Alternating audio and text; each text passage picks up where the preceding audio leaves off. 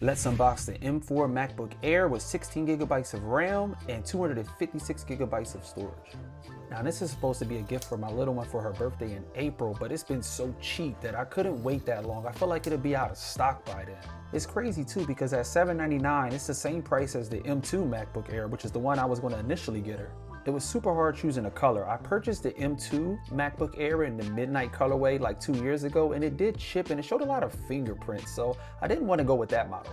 And since Starlight is given like a more girly aesthetic, that's the one I chose for her.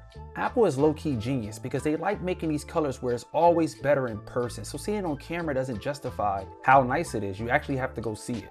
Also inside the box, you got your MagSafe USB-C cable. Now the braided cable is not color matched to the MacBook, but the actual MagSafe adapter is. You also have your instruction manual. Now I don't care for this, but it does make it feel like an official unboxing.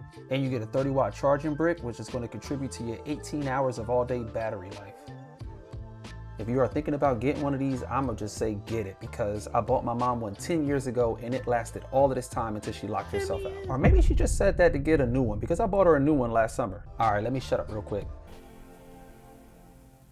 And shout out to the little one for allowing me to do the initial unboxing. The Lord blessed me so I can bless the little one, and she gave me her blessings to unbox it on my channel. I repackaged it extremely well. Now let's talk about ports. You got your MagSafe port and you got your two Thunderbolt 4 ports.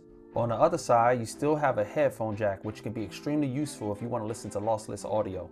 When you pick this bad boy up, the first thing that you are going to notice is that it's extremely thin. It's super easy to transport from room to room with one hand, but it does feel like you're going to break it, but don't worry, this thing is very durable. The keyboard feels really nice and is extremely easy to type on.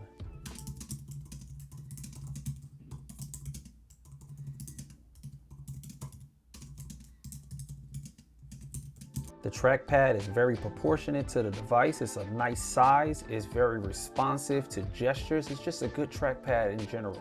You also have a Touch ID button, which is very snappy most of the time when it works. You will be prompted to put in your password from time to time. And that even happens on my MacBook Pro.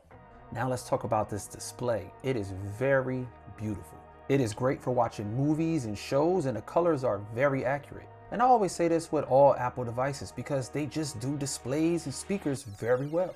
And speaking of speakers, that's another department you will have no issues with. The speakers sound great. You never have to turn this at max volume. Now I know the display is only 60 Hertz, so I wanted to test just opening up apps for the very first time with this M4 processor and the 60 Hertz display speed, and it's very quick. Like, I don't think it's a problem. 60 Hertz is more noticeable on smaller touch-based devices. One thing you will notice is a glare if you're using this thing next to open windows or with the shades open. I have the shades closed and you can still see a reflection from the window. The screen only gets up to 500 nits, so I would not want to use this outside on a sunny day.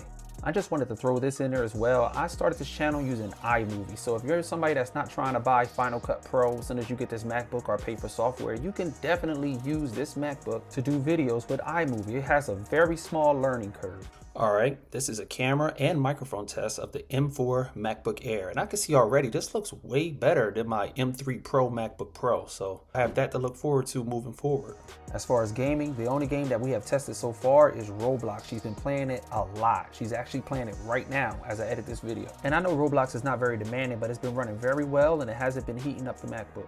I definitely will be doing further testing because I'm going to do a couple of videos on this device. But that's all I got for now. Stay blessed, not stressed. Pray more, not less. I'm out.